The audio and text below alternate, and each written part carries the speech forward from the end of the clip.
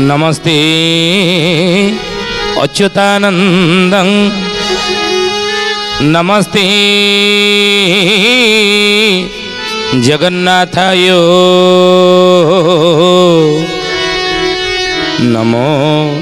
जसवन्तानंदं बलराम नमो नमः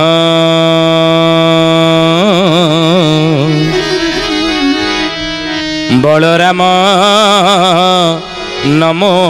नमः। बोली महापुरुष अच्युतानंद जी की जय। शुद्धि जानी ज्ञानी गुणी मंडली आज अध्याय आलोचना को आपण मानक स्वागत जनाऊँ। आज मालिका वचन आलोचन आम आलोचना करने जाऊँचे द्वापर जुगरे कुरु पांडव मानक भितर कुरुक्षेत्र रे महाभारत युद्ध 18 दिन होता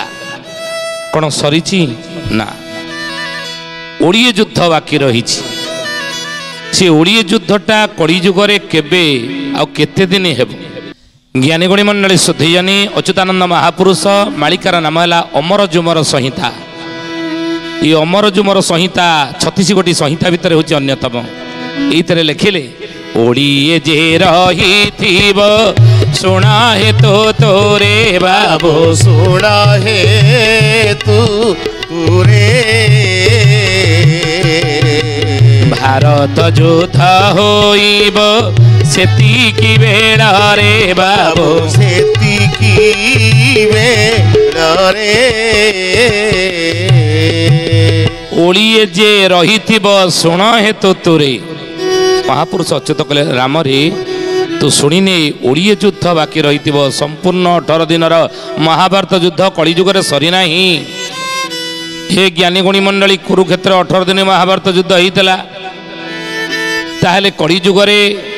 संपूर्ण 18 दिन महाभारत युद्ध सने 20 बाकी रही। द्वापर जुगरे भगवान कृष्ण जिते द्वारिका पहुँचले रुक्मिणी सत्यभामा जाम्बवती कालंदी अष्ट पाटवंशी माने आनंदित हो गले खुशी हो गले। हे गोविंद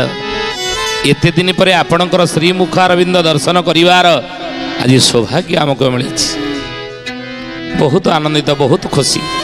आज ये श्रीहीन द्वारिका को आपण श्रीयुक्त करिसंदी। आज ये शून्य मंदिर को पूर्ण करिसन। हे माधव जाहु एते दिन आपणक दर्शन मिलिला। भगवान कहले हे रुक्मिणी सत्यभामा कालंदी जाम्बवती 18 दिन पर महाभारत युद्ध चलता। युद्धर गोटे पटरे कौरव मानक पटरे मोर कौन ना नारायणी सेना थिले आउ गोटे पटे मु निरस्त्र कृष्ण पांडव मानक पक्षरे थिली। अर्जुन रथरे मु सारथी साथी थिली केमिति मु आस्तांदी। हे रुक्मिणी युद्ध चलीथला युद्ध सरी नथला आसी पार नथिली ना ताले प्रभु आपण युद्धर अधिनायक थिले ताले युद्ध कौन आज सरीगला आप घोषणा करते 18 दिन महाभारत युद्ध बना तो ना ताले आज युद्ध कौन सरीगला आप आसी पहुँचले। भगवान कहले हे रुक्मिणी ये 18 दिन महाभारत युद्ध सरी ना सरी ना ताले कौन पुणी युद्ध करने को आप चली जावे जदि सरी ना ताले केते बाकी अच्छी ना 20 जे रही शुण हेतु तोरे 20 युद्ध बाकी रही रे रुक्मिणी ना। हे गोविंद जदि युद्धर अधिनायक आपण आपण घोषणा कर 18 दिन महाभारत युद्ध हम ताले पुणी कौन आप द्वारिका छाड़ी कुरुक्षेत्र को जीवे। भगवान कहले हे रुक्मिणी मु आउ जीवार आवश्यकता नहीं जीवेनी युद्धर अधिनायक किए युद्ध किए कर पांडवों पक्षरे अर्जुन रथरे सारथी ताले किए हेब। भगवान कहले हे रुक्मिणी महाभारत युद्ध पर हबनी आउ द्वापर जुगरे ना हबनी ना ना आउ जीवार आवश्यकता मोर नहीं। ताले युद्ध जदि न हम 18 दिन महाभारत युद्ध आप घोषणा कर से युद्ध जदि द्वापर जुगर हेनी ताले केबे हेब आ केते दिन भी युद्ध केते दिन युद्ध रे। हे ज्ञानी गुणी मंडली आपण माने मन रखंतु रत्नावली गीतार महापुरुष कहले प्रथमे मुकुट बंधा भीष्म महारथी बाबू भीष्म महारथी नवदिन ओडिए से युद्ध करी छंदी बाबू युद्ध करी छंदी। अच्युतानंद महापुरुष रामचंद्र को कहउचनी ई कथा को रुक्मिणी की बुझाउचनी भगवान कृष्ण କହିଲେ ହେ ରୁକ୍ମିଣୀ ପ୍ରଥମେ କୁକୁଟ ବନ୍ଧା ଭୀଷ୍ମ ରହା ମହାରଥୀ ଭୀଷ୍ମ କୌରବ ପଟର ସେନାପତି ପ୍ରଥମେ ହେଇଥିଲେ କେତେ ଦିନ ଯୁଦ୍ଧ କଲେ 9 ଦିନ ଓଳିଏ ସେ ଯୁଦ୍ଧ କରିଛନ୍ତି 9 ଦିନ ଓଳିଏ ଭୀଷ୍ମ ଯୁଦ୍ଧ କରି ଅର୍ଜୁନ ବାଣରେ ସରସର୍ଯ୍ୟାରେ ସୂର୍ଯ୍ୟଙ୍କର ଉତ୍ତରାୟଣକୁ ପଡ଼ିକି ରହିଲେ ସେ ପିତାମହ ଭୀଷ୍ମ 9 ଦିନ ଓଳିଏ ଯୁଦ୍ଧ କଲେ 9 ଦିନ ଓଳିଏ ପରେ ହେ ଭଗବାନ ତାପରେ କୌରବ ପଟର ସେନାପତି ହେଇକି ଯୁଦ୍ଧ କଲେ ନା 5 ଦିବସ ଯେ ଦ୍ରୋଣ କଲେ ମହାରଣ ବାବୁ କଲେ ମହାରଣ 2 ଦିନ ଯୁଦ୍ଧ କଲା ନୃପତି ଯେ କର୍ଣ୍ଣ ବାବୁ ନୃପତି ଯେ କର୍ଣ୍ଣ ଅଳ୍ପ ବହୁତ କ'ଣ ଆମେ ଏ କଥା ଜାଣିନାହାନ୍ତି କି ଭୀଷ୍ମ ସରସଜ୍ୟାରେ ପଡ଼ିଲା ପରେ କୌରବପଟର ସେନାପତି ହେଲେ କିଏ ଗୁରୁଦ୍ରୋଣ ପାଣ୍ଡବ କୌରବମାନଙ୍କର ଯିଏ ସେନାପତି ଗୁରୁଦ୍ରୋଣ ଇଏ ହେଲେ କୌରବମାନଙ୍କ ପଟରେ ସେନାପତି ଇଏ କେତେ ଦିନ ଯୁଦ୍ଧ କରିଛନ୍ତି କୁରୁକ୍ଷେତ୍ରରେ ନା 5 ଦିବସ ଯେ ଦ୍ରୋଣ କଲେ ମହାରଣ 5 ଦିନ ସେନାପତି ଏହି ଦ୍ରୋଣ ଯୁଦ୍ଧ କଲେ 5 ହେଲା 9 କେତେ ହେଲା 9 5 14 ଦିନ ଓଳିଏ ଯୁଦ୍ଧ ହେଲା ୟା ପରେ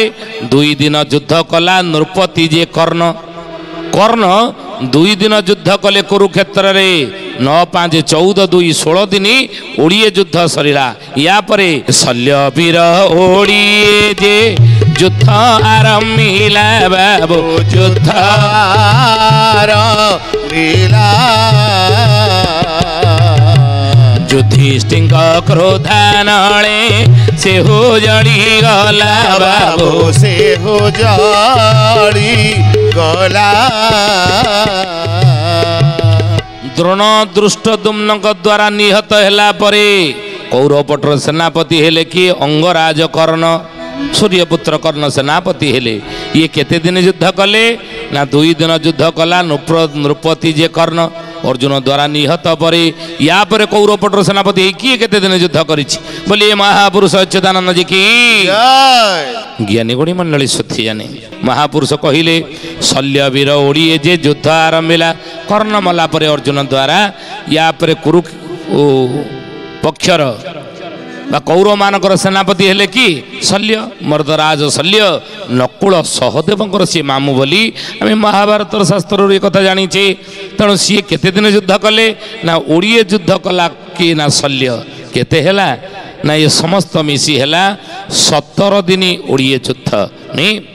ଏ କଲେ ଭୀଷ୍ମ କଲେ 9 ଦିନ ଓଳିଏ 5 ଦିନ ଦ୍ରୋଣ 9 5 14 ଦିନ ଓଳିଏ କର୍ଣ୍ଣ କଲା 2 ଦିନ 14 2 16 ଦିନ ଓଳିଏ यापर शल्य बिल कला केते ओडिए युद्ध 16 दिन ओडिए 17 दिन युद्ध युधिष्ठिर क्रोधा नले सेहु जलीगला यापर कृपाचार्य गदा परब ओडिए समर बाबोडिए समर परी 17 दिन दोई प्रहर बाबो न दोई प्रहर कृपाचार्य अस्वस्थमार मामू द्रोणाचार्य जी होजने शला कृपिंगर जी भौणी ये कौरवपटर सेनापति ही केते दिन युद्ध कले ओडिए युद्ध कले कृपाचार्य अमर मरीनादी वंचिकी अच्छा हे ज्ञानी गुणी मंडली 18 दिन महाभारत युद्ध कुरुक्षेत्र होता 18 दिन 18 महारथी माने युद्ध करुले 18 ऐक्षणी सैन्य माने युद्ध करुले पांडव मानकर सैन्य संख्या था 7 ऐक्षणी कौरव मानकर सैन्य संख्या था 11 ऐक्षणी 18 ऐक्षणी सैन्य माने कुरुक्षेत्र युद्ध करुले आत्मीय स्वजन मान को देखी अर्जुन जो मोहग्रस्त ही हाथ गांडीव खसी पड़ीला भगवान कृष्ण अर्जुन मोहभंग करी पुणी युद्ध में निरत करने 18 अध्याय गीता कही गीतार श्लोक संख्या है 700 श्लोक विशिष्ट 18 अध्याय गीता भगवान कृष्ण अर्जुन को कही महाभारत युद्ध पर महापुरुष कहले बाबूरे 18 जन महारथी जीवित थिले एवं तादरू कृपाचार्य होउछन्नी अन्यतम ये कृपाचार्य अमर अस्वस्थमा बलि व्यास हनुमान विभीषण कृप परशुराम